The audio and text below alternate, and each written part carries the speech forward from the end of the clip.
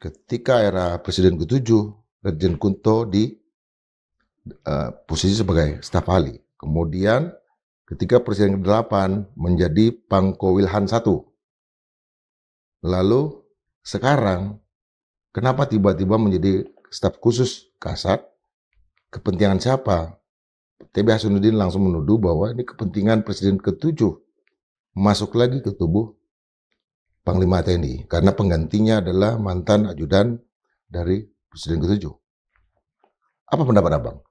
Ya, saya kira di dalam keputusan mutasi perwira tinggi kali ini, di tanggal 29 dan 30 April, itu TNI tidak bisa gagal membaca dinamika yang berkembang.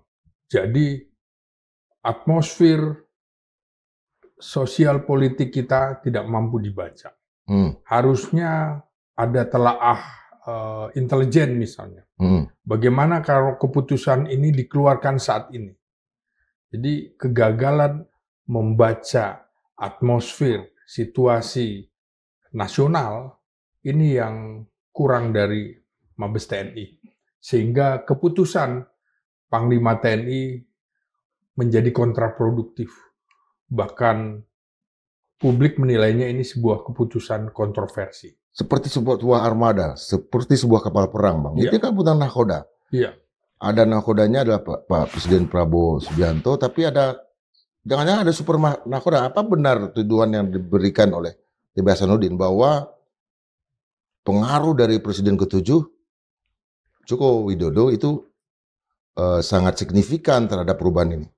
Ya, saya kira perspektif yang dibangun oleh Mayor Jenderal Purnawirawan TB Hasanuddin itu bisa dipahami oleh kami kaum intelektual, ilmuwan-ilmuwan politik misalnya, bisa memahami itu. Pertama karena begini ya, belum lama muncul petisi, 8 petisi yang dikeluarkan oleh Forum Purnawirawan Prajurit TNI. Yang satu di antaranya adalah tokoh paling senior, Jenderal Purnawirawan Trisutrisno, yang notabene adalah ayah kandung dari Letnan Jenderal Kunto Arifwibowo. Kritik Trisutrisno dan kawan-kawan terhadap pemerintahan sebelumnya, terhadap Jokowi dan keluarganya, itu saja kemudian menjadi sebuah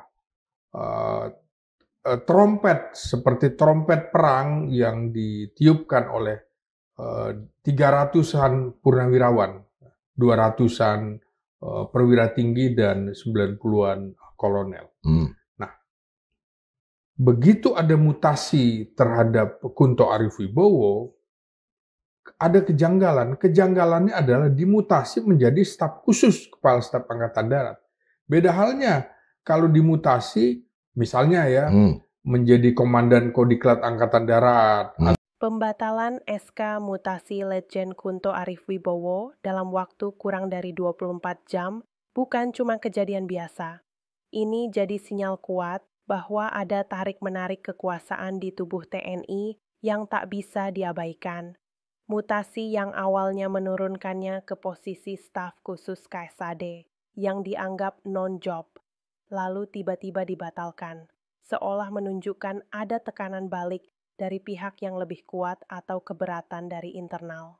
Apalagi Letjen Kunto adalah putra mantan Wapres Jenderal Purn Trisutrisno yang dikenal kritis terhadap situasi politik nasional. Banyak yang menilai ini bukan sekadar rotasi biasa, tapi manuver politik terselubung. Bahkan ada yang menyebutnya sebagai bentuk kudeta halus. TNI sebagai institusi strategis seharusnya steril dari kepentingan politik. Jika dinamika seperti ini terus berulang, bagaimana publik bisa percaya pada netralitas dan profesionalisme militer? Automatic Page Pathfilian, apakah ini murni urusan internal atau ada permainan kekuasaan di balik layar? Tulis komentar kalian di bawah, kami ingin dengar sudut pandangmu. Like kalau kamu peduli terhadap netralitas dan integritas TNI.